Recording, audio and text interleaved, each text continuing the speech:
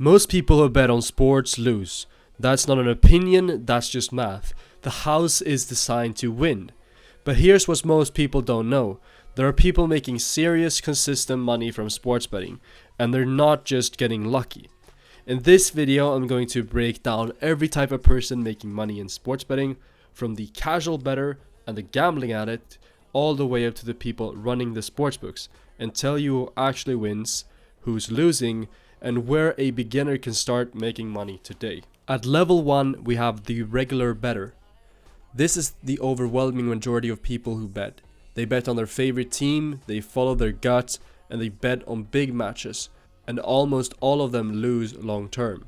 The reason is very simple. Sportsbooks build a margin into every line, and it's called the vig or the juice of the bet. On a 50-50 bet, instead of paying out even money, they pay slightly less. And over thousands of bets, that edge destroys the average bettor. That is also the reason why parlays are so extremely stupid. But it doesn't mean that these people don't enjoy betting or don't have fun. They actually have a lot more fun than the professional bettors. But they're essentially paying for entertainment, and most of them know it, they just don't acknowledge it or frame it that way. The verdict of these type of people is they are long-term losers, and this is the group that funds everybody else on this list. At level 2, we have the EV bettor. EV stands for expected value, and an EV bettor is not trying to predict who wins. They're trying to find bets where the odds offered are better than the true probability of that outcome. I'm going to give you an example. If you calculate that a team has a 55% chance of winning, but the sportsbook is offering odds that imply only 50%, that's a positive EV bet, and you take that every time. Not because you know the result, but because over hundreds of bets, that edge compounds into a bigger bankroll. Now, the tools used for this used to be very manual. Bettors were doing this with spreadsheets, manually scanning lines, comparing odds across books. It took hours, and before we had computers, these kinds of people were calling in on the phone to different bookies to find out where they could place the bets. The challenge EV bettors face is getting limited, just like me.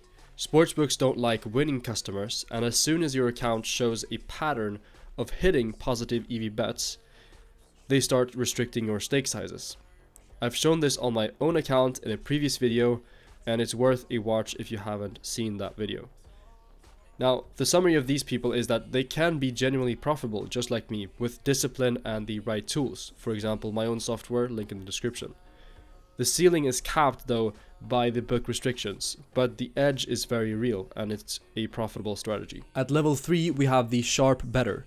Sharps are professional level bettors, and they usually have a background in math, statistics, or trading. They build their own models, they program them, they assign their own probabilities to outcomes and games, and they only bet when the market is offering a significant edge. So what separates a sharp from an EV bettor? And it isn't just skill, it's both scale and access to bookmakers. Sharps often bet through a ton of different accounts.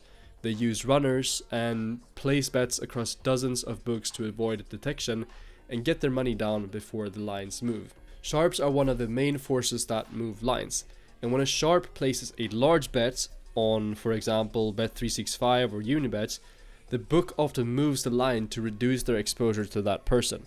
And this is called sharp money moving the line. And professional bettors watch for it. It's just like smart money in the stock market. The honest reality is that becoming a true sharp takes years. It takes deep statistical knowledge and also significant capital. But understanding how sharps think make you a much smarter bettor at any level. And the summary of these types of people is that they are legitimately profitable. Like, they are making hundreds of thousands or millions of dollars a year, but it's closer to a full-time quantitative trading job than a betting hobby. Now, at level 4, we have betting syndicates. A betting syndicate is essentially just a group of sharps operating as a business. They pool their resources, their capital, the data, the models, and all of the operational infrastructure to bet at a scale no individual really can do. So the syndicates have access to proprietary data feeds. They usually have custom built pricing models and a network of betting accounts across every major market in the world. And they're just not beating the book, they're often faster than the book at pricing events as well. So some syndicates actually work with sportsbooks and not against them, because sportsbooks will sometimes just pay them to provide sharp lines, essentially using them as a check against their own pricing model. And the barrier to entry to this kind of betting is massive. So you're talking about millions of euro in capital, a team of quants and programmers, and years of model development. But understanding their existence is very important, because their activity actually shapes the odds you see every single day, if you're a regular bettor or an EV bettor. And these guys are kind of like the top of the betting food chain, and they are legitimately very profitable. But essentially, they're kind of like a hedge fund and not just like a betting group. At level 5, we have the match fixers, and these are people that nobody actually likes. The sportsbooks hate them, the sharp bettors hate them, the syndicates hate them, the regular bettors hate them. The only people that makes money from match fixing are the match fixers themselves.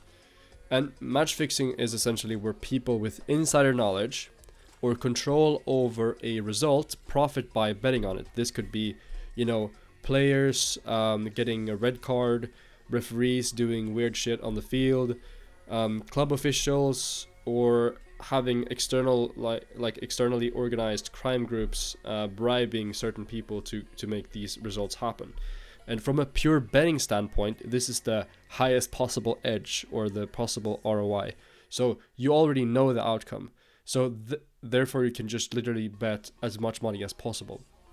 But, match fixing is illegal in virtually every jurisdiction in the world, and it has ended careers, resulted in criminal charges, destroyed clubs.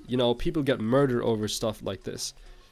And sportsbooks also are very good at watching for unusual patterns. They have algorithms that watch for this, and a sudden surge of money on a highly specific outcome, like especially in a lower league market, triggers alerts. And books can, and they actually do, avoid very suspicious bets and report accounts.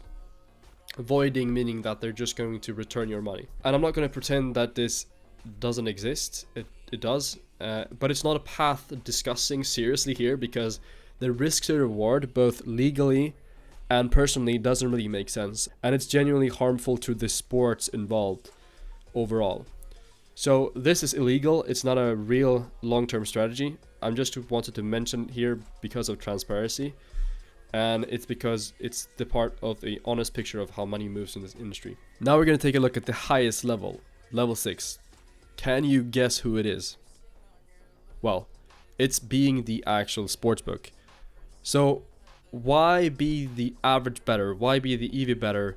Why be the sharp bettor if you can just be the sportsbooks instead and make a shit ton of more money?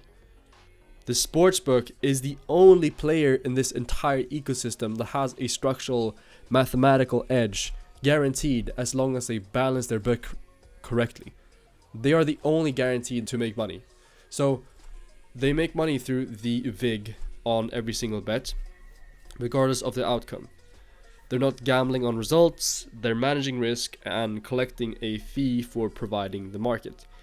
So building a sportsbook, though, isn't realistic for most people, but there are, adjacent models: becoming a betting exchange liquidity provider, essentially betting on both sides of a bet, running a tipster service, building tools for bettors.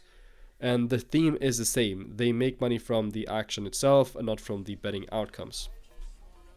But this is actually part of the longer term vision for what I'm building on this channel and what I'm building with my team software wise. But more on that in future videos. So the house wins by design, and that's basically a summary.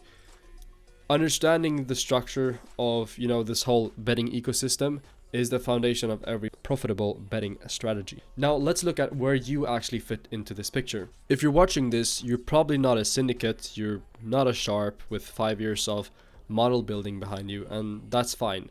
There's still a real lane here for you to make money. The EV betting model is the most accessible, legitimate edge available to individual bettors right now. You can go and read articles, watch YouTube videos about it, how you can do it. You don't need to build any models from scratch. You just need to find softwares or people to follow who can give you the bets and where the market is mispriced. And then you just need to bet them systematically over 1 to 2 months. Now, the problem that doing this manually yourself is extremely slow, and I tried, trust me, but you'll miss most of the value before the line's correct, and the speed at which odds move today, especially with sharp money involved and syndicate activity, it means you need to be extremely fast. And that's the exact problem we built our software to solve. It scans the market in real time, flags positive EV opportunities across multiple books before the lines move, and gives you the information you need to make the bet fast. So, the link to try the software is in the description. If you're serious about approaching this systematically, not just, gambling away your money on parlays, it's worth taking a look at. I'd also recommend going back and watching the video where I walk through how I got restricted on Bet365, as it explains exactly why book management matters and why having access to multiple sports books is a part of the strategy and it's not optional. So, if you found this useful, subscribe. I put out videos on betting strategy, prediction markets, and tools that I use that actually move the needle for you guys. It's not theory, it's just actual workflow. So, I hope you enjoyed this video. Leave a like. Peace out.